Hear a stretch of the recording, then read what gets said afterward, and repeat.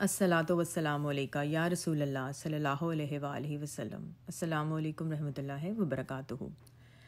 آج جس چیپٹر کو میں پڑھوں گی وہ 16th چیپٹر ہے اور اس کا نام ہے کرامت اور استقامت۔ کرامت و استقامت دور حاضر میں ولی کامل کی تلاش ایک گھمبیر مسئلہ بن چکا ہے۔ ایسے احباب، وہ تمام لوگ جو کہیں بیت نہیں ہیں، ان کو یہی شکوہ ہے کہ آج کل کوئی ولی موجود نہیں، اور جو بیت ہیں وہ صرف اپنے مرشد کو ہی سچا، کامل اور دور حاضر کا ولی ثابت کرنے کے لیے زمین و آسمان کے کلابے ملا دیتے ہیں۔ مریدین کی تعداد میں اضافہ کرنے کے لیے کرامات کا ذکر بڑھا چڑھا کر کیا جاتا ہے۔ سب ہی بس کرامات بتاتے ہیں، لیکن آج تک سوائے چند لوگوں کے کسی نے اپنے مرشد کی استقامت کا ذکر نہیں کیا، جو کہ ایک ولی کی اصل شان ہے۔ استقامت کیا ہے؟ اللہ کی رضا میں ہر حال میں اس یقین کے ساتھ راضی رہنا کہ اللہ جو کرے گا میرے حق میں اچھا کرے گا اور مجھے اس کا ہر فیصلہ قبول ہے۔ استقامت بذات خود ایک بہت بڑی کرامت ہے جو آج کل کے پیروں میں نہیں پائی جاتی۔ حضرت بایزید بستامی رحمۃ اللہ علیہ سفر پر جا رہے تھے۔ راستے میں کچھ درویش دریا کے کنارے مصلی بچھا کر آنکھیں بند کیے عبادت میں مصروف تھے۔ آپ رحمۃ اللہ علیہ بھی ان کے پیچھے مصلی بچھا کر عبادت میں مصروف ہو گئے۔ کچھ دیر بعد بایزید رحمۃ اللہ علیہ نے دیکھا کہ ایک پانی کی بہت بڑی لہر کنارے کی طرف بڑھ رہی ہے جو یقیناً سب کو بہا کر لے جاتی۔ آپ رحمۃ اللہ علیہ نے سب کی عبادات میں مخل ہونا مناسب نہیں سمجھا، اور جب لہر قریب آنے لگی تو اپنے کشف سے اس کا رخ موڑ دیا۔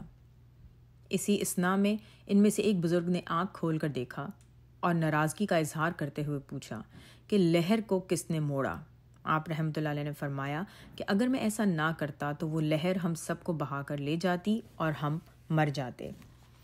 وہ درویش جلال میں آ کر بولے، اگر میرا رب ہم سب کو مارنے پر راضی تھا تو تم کون ہوتے ہو اس کی رضا کے خلاف جانے والے؟ بایزید رحمۃ اللہ علیہ فرماتے ہیں کہ میرے پاس اس کے سوال کا کوئی جواب نہ تھا۔ اس درویش نے کہا، تم یہاں سے چلے جاؤ، تم ہماری محفل میں بیٹھنے کے قابل نہیں۔ بایزید رحمۃ اللہ علیہ کا کہنا ہے کہ وہ لوگ استقامت میں مجھ سے بہتر درجے پر فائز تھے، لیکن آج کل لوگ استقامت کے بجائے کرامت کو زیادہ ترجیح دیتے ہیں۔ جبکہ کوئی بھی انسان کسی عامل یا استاد سے دو چلے کر کے کوئی بھی کرامت دکھا سکتا ہے، تو کیا ایسے انسان کو ولی تسلیم کر لینا چاہیے؟ استقامت صبر کی ہی ایک قسم ہے۔ اللہ اگر صبر کرنے والوں کے ساتھ ہے تو کیا استقامت والوں کے ساتھ نہیں؟ یقیناً نہ صرف ساتھ ہے بلکہ اس کے سارے کام بھی اللہ ہی کے ذمے ہے۔